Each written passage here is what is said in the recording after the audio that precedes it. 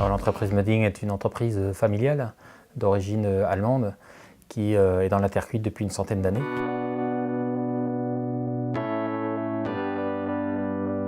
Il est toujours évidemment intéressant d'avoir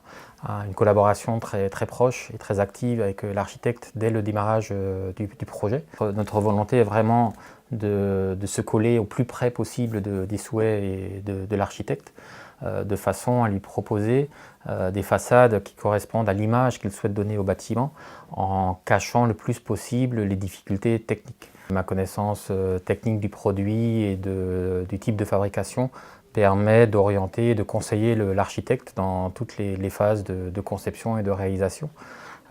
et de définir également en relation avec l'entreprise de pose et l'entreprise générale le planning et le timing par rapport à la prise de décision de certains points cruciaux qu'il peut y avoir dans le cadre d'un projet.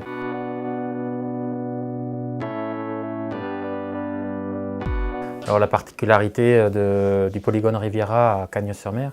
a été de trouver une configuration de bardage rapporté qui puisse résister à des niveaux de risque sismique relativement élevés, avec des plaques qui correspondaient, elles, à l'approche architecturale souhaitée par L35.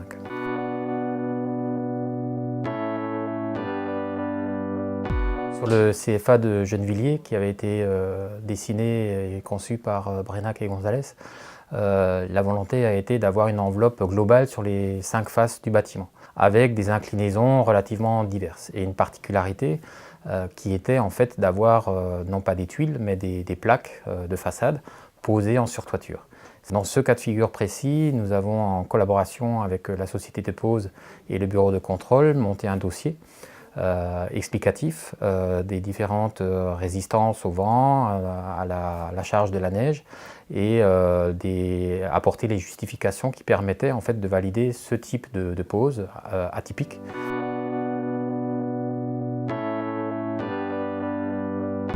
Avec Architecture Phileas, la problématique ou le besoin était double. Le premier, cet effet visuel de 3 nuances de vert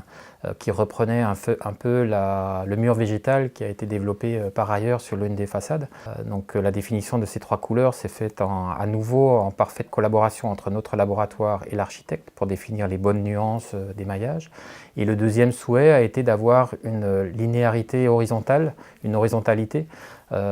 marquée par les joints creux horizontaux, mais qui devait donner une impression de continuité sur l'ensemble de la façade.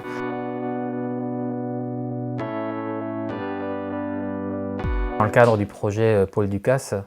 le conservatoire de Paris 12, le développement a été en fait un développement à 3 têtes dans ce cas de figure-là, puisque nous avions d'un côté le développement architectural en collaboration avec notre laboratoire pour trouver les bonnes nuances de couleurs, une nouvelle fois. Il y a eu de notre côté également un développement en termes de dimension de plaques, puisque les plaques allaient jusqu'à 45 voire 60 cm de large par plus de 2 mètres de haut. Donc là, il y a un savoir-faire requis au niveau technicité pour pouvoir faire ce type de plaques en terre cuite, en réduisant au maximum les effets de cintrage ou les effets de tolérance qui peuvent être parfois un peu importantes au niveau de la terre cuite.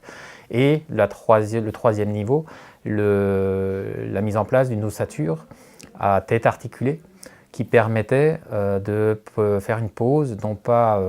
en façade plane sur le bâtiment, mais une pose en pointe de diamant.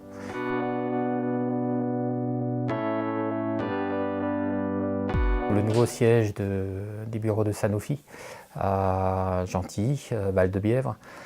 qui a été dessiné par Ballot-Despistres, architecte à Paris. La particularité ici est relativement cachée. Parce que si en façade, on a l'impression que c'est une façade tout à fait classique avec des bardeaux émaillés blancs,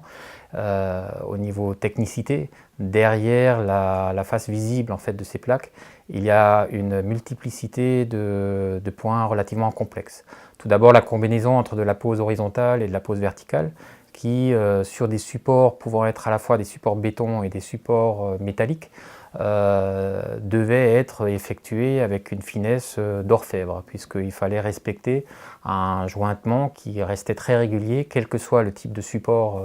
mural et quel que soit le type de pose, verticale ou horizontale. Donc notre objectif est vraiment de concentrer les efforts sur l'approche visuelle, l'approche esthétique, et faire oublier plus ou moins les côtés techniques que nous réglons ensemble en collaboration avec les façadiers qualifiés